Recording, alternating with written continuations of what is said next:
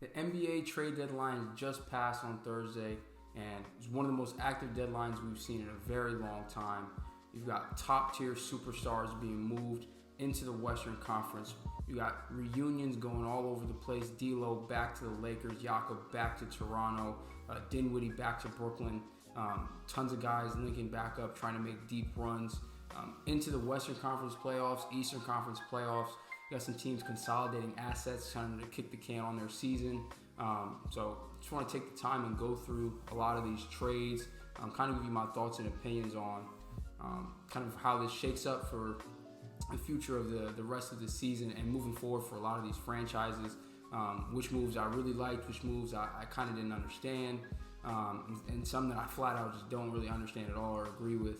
So yeah, without further ado, I'm going to get right into it.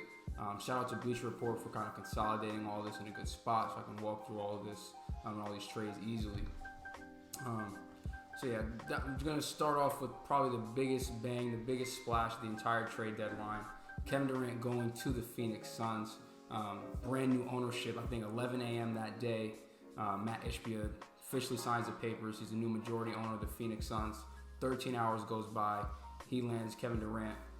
Arguably one of the biggest superstar talents to ever be traded in NBA history. And that's not to be understated. You know, this is a player of, you add him to your roster on paper, you automatically are putting yourself in championship contention, regardless of really the pieces around him. And on paper, you're pairing Kevin Durant with Chris Paul, Devin Booker, and DeAndre Ayton. It's a very scary on paper four-headed monster that is going to be tough to deal with in the West. Now, if we're looking at the haul that the Nets got back in return, we're looking at Mikal Bridges, Jay Crowder, who now we also know has been flipped to the Bucks as well for more draft assets for the Nets.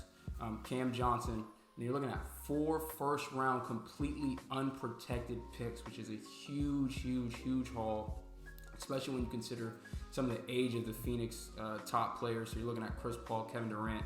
You know, you're looking at potentially when this 2027, 2029 pick rolls around, and even potentially 2025, who knows where this team is going to be. So this is a big risk for Phoenix. You know, they put all their chips in the middle of the table.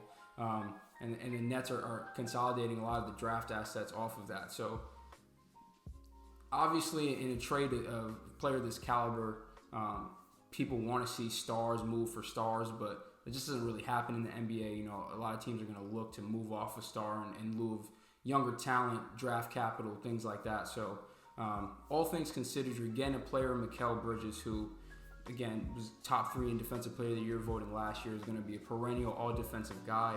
We saw in spurts this year without Devin Booker on the court that his offensive game is really expanded. He's got the ability to be a great catch-and-shoot guy, but is also can be versatile with the ball in his hands, can take you off the dribble, has a nice mid-range game as well. So I think that this is going to be a great opportunity for him to pair up with a young team in Brooklyn that's going to be able to continue to expand himself on offense and just continue to grow as a true two-way player, a term that's probably overused in the NBA these days. But again, a dominant defensive player on the perimeter already as is, and just continuing to grow on offense. Same can be said about Cam Johnson, one of the best spot-up three-point shooters in the NBA. And you're also looking at a guy who, again, great defender, lengthy guy, has the ability to defend multiple positions, switchable kind of wing, big type prototype. So, you know, I like the picks that Brooklyn got back in return for Kevin Durant. And again, looking at the Brooklyn side of things, and not to disregard TJ Warren in this deal as well, who will be an important part of their rotation moving forward, especially as we get into the playoffs and that rotation kind of whittles down to, 8-9 guys. You need people off the bench who can, add a punch and score.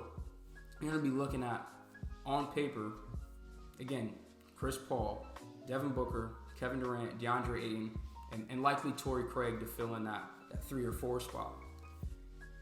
Issue then becomes, great, you've got all this talent. But as we've seen recently, talent alone is not just going to win you championships. It's not even going to get you to the finals. And if you look at last year, all of these teams, you look at the Warriors, you look at the Celtics, these are teams that were built through many years, through the draft, developed their talent. These aren't teams that were consolidated, brought a lot of people together and just tried to make a run at it. So on paper, it may look great. I have questions about their depth. Again, and more importantly, I have questions about their defense. Trading away Mikal Bridges, you're trading away Cam Johnson, two of your better wing defenders. I don't really want to count Jay Crowder in it because he wasn't a factor for them this year as he sat the season out looking to be traded anyway. But that's three quality defensive players. Again, one of them was just a defensive player of the year candidate that you're now removing from the situation in Phoenix. Great, you're bringing back Kevin Durant, arguably one of the greatest offensive players to ever pick up a basketball. But the defense is where I'm going to have questions. And in a Western Conference that is as stacked, as loaded, has as much parity as it does right now, there's a lot of question marks there on the defensive end that I think still have to be answered, and I'm sure will be answered. Ideally, in the buyout market, there's a couple of good candidates who can provide solid wing depth for them that should look to come available in the buyout market. And it's going to take a lot from the coaching staff there in Phoenix to try to get these guys to gel together in a really short time. And we're basically at the All-Star break already. So post All-Star break, they have to hit the gas, moving full speed. You got to utilize as much of the time as you have. With Chris Paul healthy as it is now, again, we kind of saw him peter out in the playoffs last year. Obviously, you can't predict injuries, but he is getting up there in age. We do need to be realistic about the expectations of this team, and a lot of people want to say their championship window. They push all their chips to the table, so it has to be now. It has to be immediate. So, again, on paper, insane amount of talent. Questions on the defensive end, but really do like the move for both sides. If you have the opportunity to trade for Kevin Durant, you trade for Kevin Durant, no questions asked. And the haul that Brooklyn got back, I think, sets them up in a good spot to continue to develop and grow over the next couple years. And if they want, they have now a lot of draft assets. If they want to consolidate into more players, they have the option to do that, or they can just continue to utilize these draft picks and hope to hit on a couple of them. And we'll see a couple of years, 3-4 years down the line, two of these picks will have conveyed at that point, what their team is starting to shape up for. So, that's really all I have to say about kind of the Kevin Durant to Phoenix deal. I'm not sure if this article covers the Kyrie trade, but I'll touch on it here. Also wanted to, preface this by saying that it just was as it was to everybody, just a shock to see Kyrie Irving request a trade really out of nowhere. The Nets were kind of on this really steep upwards trajectory. They were hot, they were rolling. Kyrie is playing phenomenal. He's dominating every fourth quarter and wants out.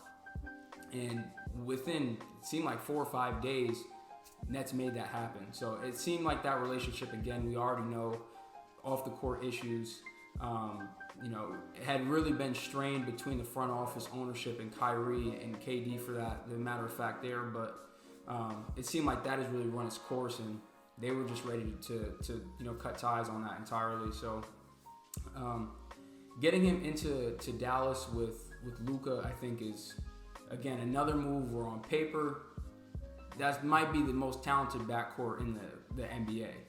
Two of the most dynamic ball handlers, two of the most just hardest to guard players in the NBA at the same time, and two guys who have proven to be effective with and without the ball in their hands. I think is something that's very key here, because we saw that there were times where Jalen Brunson was able to come in Dallas and get his shine while Luka was on the court. It wasn't just solely when Luka was on the bench or when Luka was injured, because if that was the case, I guarantee you the Knicks would not have given him the $100 million deal that he got if he just showcased it for that brief stint in that series against Utah last year. So watching the games last year, he was able to be effective off the ball as well. And we already know Kyrie has been a second option on championship winning teams. So we know what he can do with and without the ball in his hand. We know, in my opinion, probably the best, greatest, most talented ball handler we've ever seen. Absurdly crafty, handles are on another planet. And two of them combined is going to be a terror for teams to want to try to defend as they continue to get chemistry together. I'm recording this right after they just lost to the Kings in overtime, but I've seen them start to try to run 1 and 2 pick and rolls for each other, pick and pop plays, really putting both guards on the other team in just like absolute horrible defensive positions. What are you supposed to do? Kyrie setting a screen for Luka. You got Luka setting a screen for Kyrie. It's a nightmare to try to defend it and match up against. So, that's something that they're going to continue to grow that chemistry on, and we'll see where that goes. But again, I have to look at the other side of what they're losing in the trade and what they're sending to Brooklyn, which is Spencer Dinwiddie, and more importantly, in my opinion, Dorian Finney-Smith, who's been one of was their best defensive player this year. Has really started to grow as a consistent three-point shooter in this league, and I think is going to be a phenomenal piece for Brooklyn moving forward, who, if I can just add in right here, might have the best 5-man defensive lineup in the NBA with Ben Simmons, Royce O'Neal, Mikal Bridges, Dorian Finney-Smith, and Nick Claxton. Is insane. Who is scoring on that lineup? Just ridiculous amount of defense on the court. But going back to that, losing Dorian Finney-Smith for the Mavericks is going to be a huge loss and something they're going to have to figure out how to deal with now.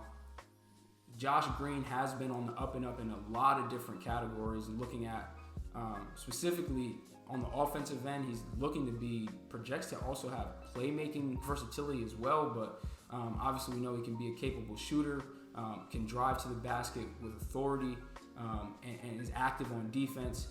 So he's projecting to look to kind of fill that role in some ways. And they'll also get a lot of help back when Maxi Kleber comes back from injury.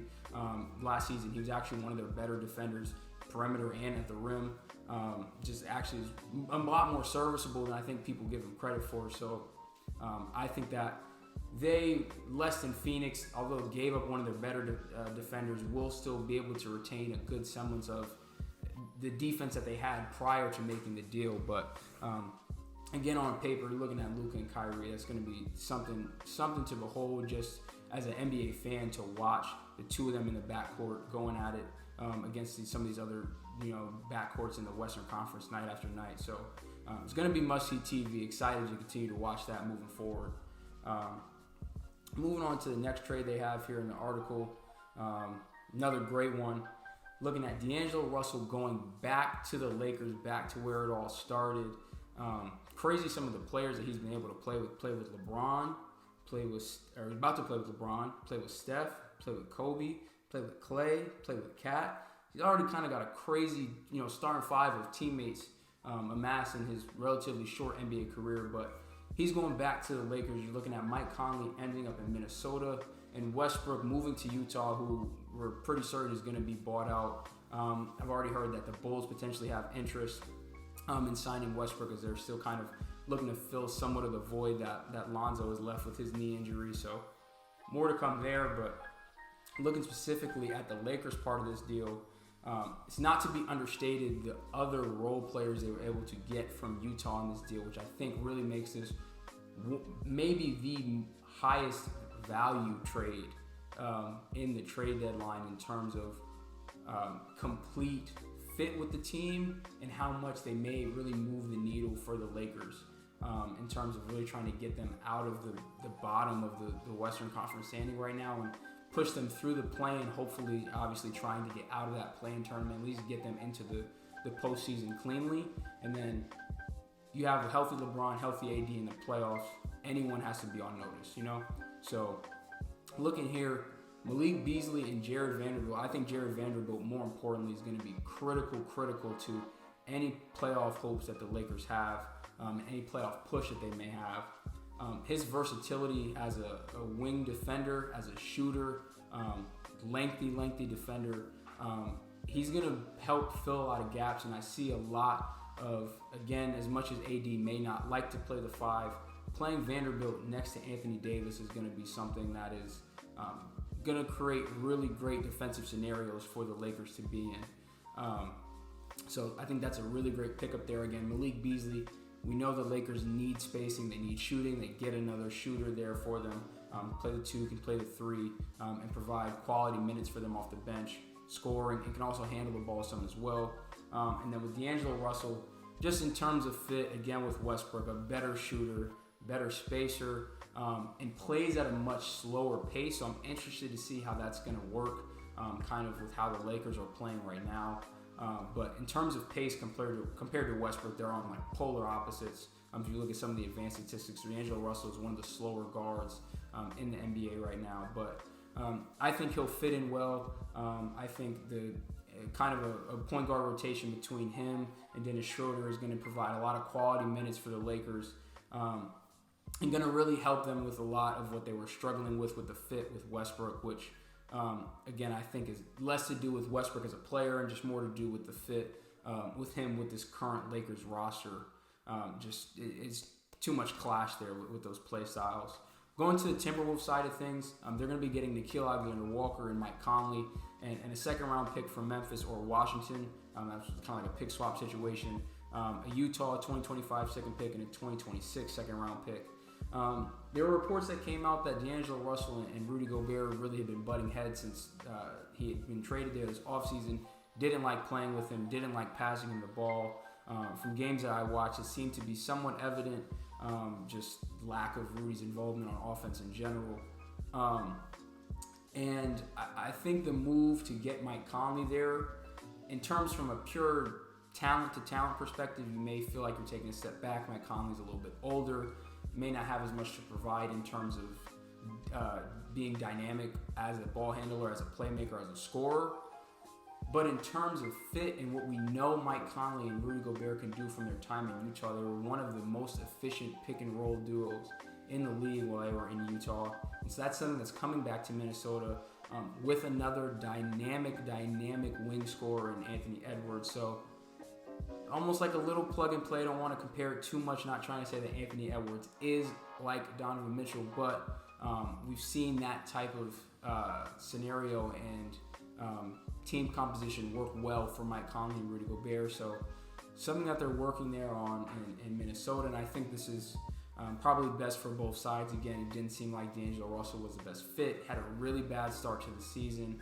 Had kind of come on as of the last month and a half, 2 months or so. But again, from the reports that I've read, it didn't seem like him and Rudy Gobert were ever on the same page. So best to get a guy in there who we know can be effective in the pick and roll with him. Look to utilize Rudy as much as you can from his limited offensive standpoint, and continue to let him be a generational talent in terms of rim protection, and just, again, continue to give the keys to Ant.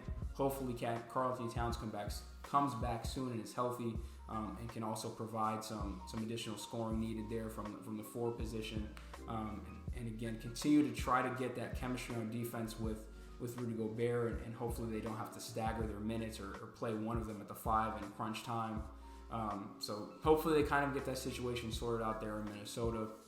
And looking at the Jazz again, they're getting Damian Jones, JTA, Westbrook. They get the 2027 first-round pick, but did not get the Lakers' 2029 first-round pick, which is huge. They were able to hold on to one of those highly coveted first-round picks that probably every GM in the league wanted at this point in time, knowing that they want to get off that Westbrook contract.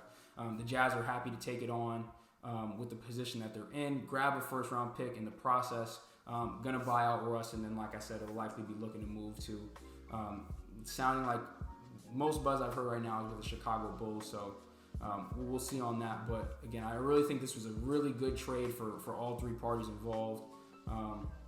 And again, excited to see D'Lo back in Los Angeles, and excited to see Mike Conley trying to go to work with the Timberwolves now. Moving on to this next trade we have here, not going to spend too much time on it. Jay Crowder going to Milwaukee. So part of a 3-team deal. Again, he initially been traded in that Kevin Durant trade to the Nets. He gets rerouted right to Milwaukee, filling a void that is desperately needed in Milwaukee. They needed a wing defender, and they found one in Jay Crowder. Great 3-and-D guy. We know what he can bring. We know that he plays championship caliber basketball. Has been on teams that have made multiple final runs. Was on the Suns during the final run. Was on the Heat during the final run. Was on many teams that have made deep playoff pushes. Every team needs a guy like Jay Crowder. Someone that's willing to do the dirty work on defense and can hit open threes. Very critical aspects on both sides of the ball. He checks both of those boxes. So a great addition for Milwaukee, and they Didn't give up too much for it. They kind of rerouted some players back to Indiana. So George Hill, Serge Ibaka, Jordan Nwora, and 2 second-round picks go to Indiana. The Nets end up with 3 second-round picks, and the Bucks get Jay Crowder. Don't have too much to say about the Indiana side of things. Hill and Ibaka, older players, I think Ibaka's looking to get bought out. Jordan Nwora will probably stay, continue to develop with some of that younger core there in Indiana with Tyrese Halliburton and what they've got going on there. And then, again, some of the second-round picks looking to add some draft capital there. But, yeah, I really like this pickup from Milwaukee. I think it'll help them really solidify themselves in the East as continuing to be the powerhouse that they are. And, again, as long as that Chris Middleton continues to rehab from his injury and they can keep everybody healthy, going to be a real threat in the East no matter what. When you have Giannis, you are a dominant force and are a title contender off of the strength of his play alone. Moving forward here, another one I'm not going to spend too much time on, Mo Bamba to the Lakers. Had actually really good start to the season, in my opinion, in Orlando. Had seen really good growth in terms of rim protection and his three-point shooting, which, again, is why I think the Lakers made this deal. They also, again, as we're sure we'll get to later in this article, but moved off of Thomas Bryant. He requested a trade, didn't want to play, and I guess he felt slighted that AD came back and took some of his minutes, so he wanted to go somewhere where he could potentially get more minutes. And hate to break it to you, but he's going to play with the Nuggets, and so he probably is going to get less minutes, having to play behind Jokic. But neither here nor there, Mo Bamba is coming to the Los Angeles Lakers. I think will provide, again, stretch big, can shoot the ball well, and can protect the rim. I know that they had been linked to Miles Turner before this season. Again, we thought that would have been a really great fit. Similar type of role in terms of being able to stretch the floor as a 5, but also provide really quality rim protection on the defensive end. So I think, again, will be an integral part of the Lakers' playoff push. Will probably play very meaningful minutes for them here in the regular season, and could potentially be a really quality role player for them in the playoffs as well. So I really like this deal for Los Angeles. Didn't give up too much for it. They gave up Patrick Beverley, but again, they brought in another point guard in D'Lo.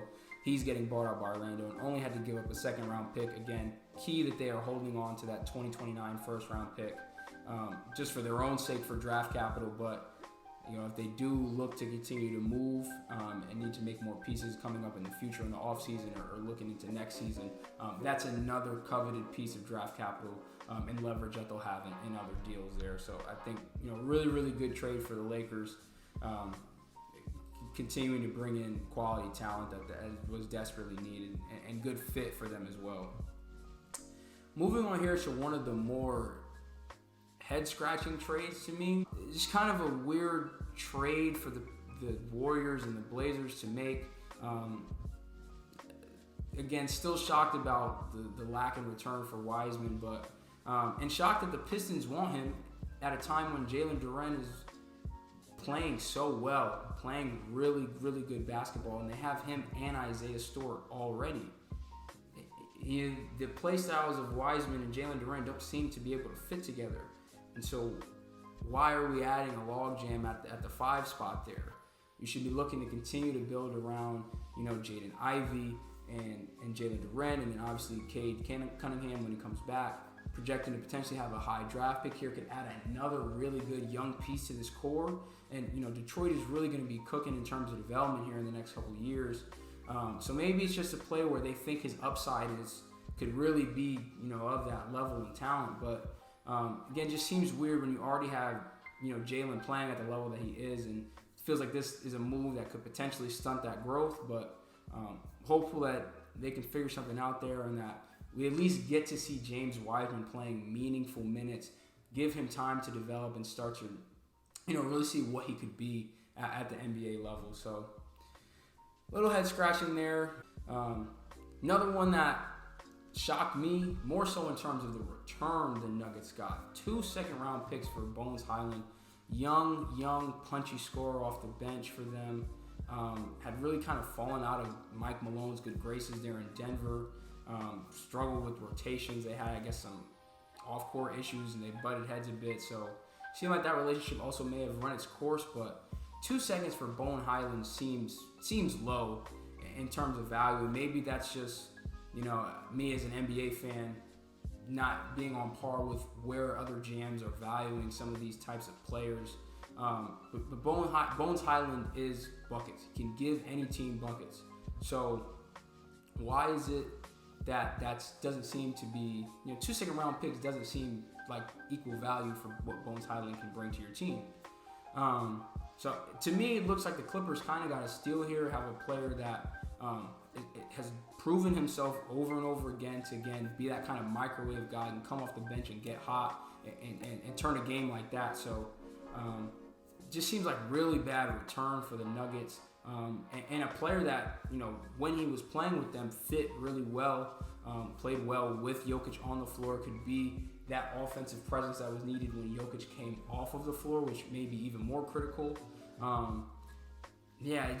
don't really understand how this is all the other value they were able to get for Bones. Again, maybe this is a situation where the relationship had really run its course and they were just looking to get him out now. So maybe it is what it is, but really like this move for the Clippers. I think this could be a really nice piece for them moving forward. And with some of the other moves that they were able to make, really retool their roster around Kawhi and PG. And again, with Ty Lue, probably the best in-series matchup adjustment coach I think that there currently is in the NBA. He'll find a way to maximize Bones Highland and get the most out of him in the postseason. So I think that this will be a really good deal for them down the line when we're looking back on it. Another really, really great move, Josh Hart is reuniting with his former college teammate Jalen Brunson in New York. Josh Hart is a Tibbs guy through and through. The guy plays gritty defense. So I know Tibbs is absolutely loving this trade for the Knicks. The Trailblazers get back Arcidiacono, Shelby Mykhailiuk, Cam Reddish, and a lottery-protected first-round pick from New York. Like I said, I think Josh Hart will make an instant impact in New York. I think he'll provide very good defensive minutes. His shooting splits have been a little bit down this year, but over his career, he's been a really consistent shooter, and I think he can regain that form in New York. We can definitely see him be a person that is, again, playing really quality minutes for a Knicks squad that looks to be in the playoffs and looks to be in that mid-tier mix of not really a full-on contender in the East, but can make some noise, potentially look to go into the second round and, make one of these higher-up seeds sweat a bit, upset, who knows. Again, like I said, Tibbs guy plays gritty defense. I think he'll fit right in New York immediately. And the biggest pull for me on the Portland side of things, Cam Reddish. This is the second team it seems like Cam Reddish has gotten minutes, had great moments, great games, got the flamethrower going from three. He has a ratchet, he can shoot, but it always seems like it happened in Atlanta. He kind of fell out of the rotation, fell out of the coach's good graces. He gets traded. He goes to New York. They don't play him at first, and it's Knicks fans are, where's Cam Reddish? Can we play Cam Reddish? They finally play Cam Reddish. It's a couple of games. He lights up the scoreboard. He's lighting it up from three. He's playing closing lineups for Tibbs, which is big. He's really big on who he's willing to play in those moments. So it seems like he had his trust then, and then like that, it's gone completely out of the rotation, getting DMPs, not shooting, not getting shots up in games. And his move now again to his third team. So hopeful that he can find a consistent role and home in Portland and just allow him to continue to get consistency in his game and just be able to play consistent minutes on a night in, night out basis. So interesting to see what he does with Chauncey Billups' team there in Portland around Dame. And there's a quick mini rant about Portland. Again, they had a relatively quiet deadline, really, besides this deal off the top of my head. I'm not sure if I'm missing any others besides, and the Gary Payton one as well. And so they got back essentially Kevin Knox and some picks, and then Arcidiacono, Shelby Mykhailiuk, and Cam Reddish. So not even a real retooling around Dame and a team that is already on the outside looking in a conference where you've now added Kyrie to the Mavericks, you've added Kevin Durant to the Suns. People are getting better. The Clippers are getting pieces. The Lakers are retooling their entire roster at the trade deadline. And the Trailblazers seemed too stagnant. And we're doing this every year with, we're committed to Damian Lillard. We want to build around Dame. And they just can't seem to put enough pieces together that is enough to really compete in the Western Conference. And so this deadline for me, and again, they don't have a ton of assets people may have been willing to trade for, but you've got to find something. Like, we are running out of time in terms of that window for Damian Lillard. He's already proven to be a guy who's not going to ask out, and just would love to see him get the opportunity to really have another deep playoff run, to be playing meaningful basketball in the Western Conference Finals, potentially look to make a finals run. Just as an NBA fan, as a lot of NBA fans want, we want to see Damian Lillard at that highest stage because we know what he does in those moments. And the roster as it's currently constructed now just does not seem like they'll be able to get there. So a bit disappointing to see from the Blazers there, but again, for New York, got Josh Hart. I think it's going to be a great pickup for them in the long run. Rolling through to the last few trades here. Another, I think, one that kind of went under the radar, Matisse Thybulle going to Portland. So slipped my mind, but that's the other deal that Portland made. They are getting Matisse Thybulle in this deal. The Hornets are getting Shelby Mikhailuk in the 2023 pick. Again, I think he gets moved again in that deal. And we just mentioned he was moved in the deal to Portland and is now officially landing in Charlotte. And the 76ers are getting Jalen McDaniels and 2 second-round picks there. I think from the Hornets' perspective, again, surprised that they moved on from Jalen McDaniels this early. Young, has a lot of potential coming out of college. Still a raw guy. This is second and third year in the league. Is already currently one of the better defenders in the NBA. Don't think he's on the same level as Matisse. Matisse has already made an all defensive team and projects to, if given the minutes, projects to be a consistent all defensive team player. So I don't think he's on that level, but again, is a really lengthy wing defender. And projects to be versatile, switchable, everything a lot of coaches want now in a wing defender. So surprised that Charlotte is moving off of him, but that's another really good get for a 76ers team that is clicking on all cylinders. Joel Embiid is playing out of his mind right now. My thoughts on Matisse to Portland. Again, like I said, Matisse is an all defensive guy already. I think he's one of the most smothering defenders in the league. Plays a different kind of defense than a lot of other players typically do. Has really, really great instincts on ball and in passing lanes. Really long arms, helps him get a lot of steals, a lot of deflections. And so I think hopefully, again, kind of falling out of the rotation with Doc in Philadelphia, I think largely due to his struggles shooting the ball.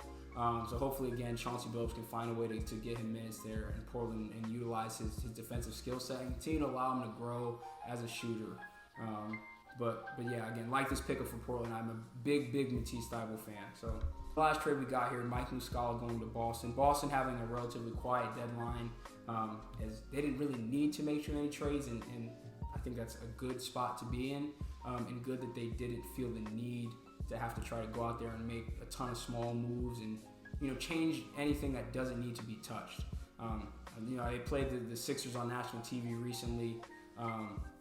Jaylen Brown was hurt. They're missing Marcus Smart. I think they had 4 starters out that game. When it was all said and done, Jason Tatum was the only one standing, and he ended up being the 6th leading scorer against a pretty much fully healthy Sixers team, and they won the game. So that speaks to the depth that Boston already has on their roster. But Mike Muscala adds, again, a stretch 5. Again, he was playing in that game against the Lakers where LeBron broke the scoring record, and he kind of lit them up there in the second quarter. So again, provides a different matchup option if they need to have a bigger body but still stretch the floor there. They're in Boston on a team that's already really deep, so just providing another potential look for them, especially come playoff time if they need to go that route for brief stints. So I think that was a really, really good pickup for the Celtics, and like I said, glad that they didn't have a too hectic of a deadline, didn't need to make too many deals. So yeah, we're really happy with that pickup for them. And the Thunder get back Justin Jackson, again, 2 second-round picks Sam Presti is sitting on a plethora of picks. Would not be surprised if come draft time there's going to be some major moves in place to try to throw a lot of these picks to get up to that one pick. Would not be surprised.